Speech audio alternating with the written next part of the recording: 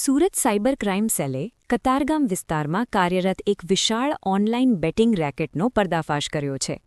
આ કેસમાં સૌથી મોટી સફળતા ત્યારે મળી જ્યારે પોલીસથી નાસ્તા ફરતા અને હાઈ પ્રોફાઇલ ફંડ મેનેજર કરણ ઉર્ફે દ્વારકેશ પીરાભાઈ દેસાઈને પાટણના વાગદોદ ગામેથી ઝડપી લેવામાં આવ્યો.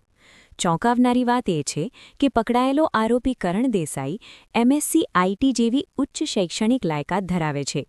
પરંતુ તેણે પોતાની બુદ્ધિનો ઉપયોગ દેશને લૂંટવા માટે કર્યો હતો.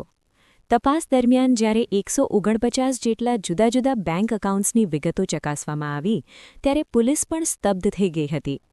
આ એકાઉન્ટ્સમાં કુલ 8,066 કરોડ 51,326 રૂપિયા એટલે કે આશરે 800 કરોડ રૂપિયાના વ્યવહારો મળી આવ્યા છે.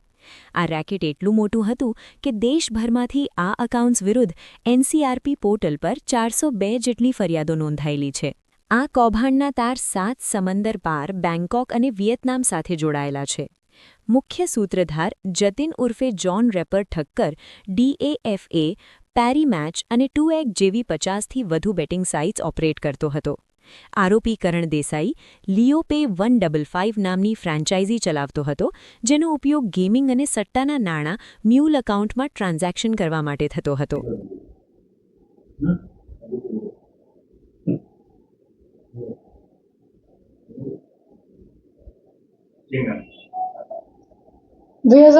માં સાયબર ક્રાઇમ સેલ સુરત શહેર ના દ્વારા એક કતારગામ ખાતે રેડ કરવામાં આવેલ હતી અને એ રેડ દરમિયાન મીત શાહ કરીને એક છોકરા પાસેથી અમે લોકોને 149 બેંક ખાતાઓના વિગત મળી આવેલ હતા.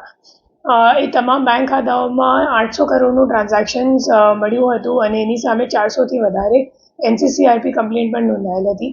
આ કેસમાં એક જે નાસ્તા ફરતા આરોપી હતો કરણ દેસાઈ, એમને ગઈકાલે ધરપકડ કરવામાં આવી છે.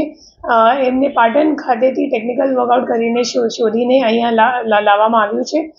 જે કરણ દેસાઈ છે એ ખરેખર લિયો પે 195 કરીને એક ગેમિંગની ફ્રેન્ચાઇઝી હતી. એ જતિન ઠક્કર જે મુખ્ય આરોપી છે આ કામનો, એમના પાસેથી એમને ફ્રેન્ચાઇઝી લીધી હતી અને આ ફ્રેન્ચાઇઝીમાં કામ કરવા માટે પછી મીત શાહને આપેલું હતું. મીત શાહ એમના માટે તમામ જે મ્યુલ એકાઉન્ટ્સ છે એ એકત્રિત કરવાનું કામ અને પછી એ એકાઉન્ટ્સમાં પૈસા ચડાવવાનું કામ અને ટ્રાન્સફર કરાવવાનું કામ મીત શાહ કરતો હતો. અને જે મુખ્ય આરોપી છે અગાઉ પકડાયા છે એમનું નામ છે જતિન ઠક્કર. આ ગુનાના કામમાં કરણ દેસાઈ સિવાય અગાઉ 7 આરોપીને ઝડપી પાડવામાં આવી ચૂક્યો છે.